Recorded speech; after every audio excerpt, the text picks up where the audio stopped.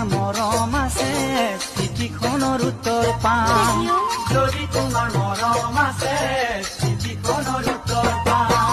Chicken খাম মম খাম চাও চাও পোলাও খাম যোৱা যদি মোৰ লগত গুৱাহাটীলৈ যাম পাৰ্কতে বহি দুয়ো চেনি খাম বহাগত ফুলে আম হয়নে? দেখাত ককিলে খাম যদি তোমাৰ মৰম আছে চিঠিখনৰ উত্তৰ পাম যদি তোমাৰ মৰম আছে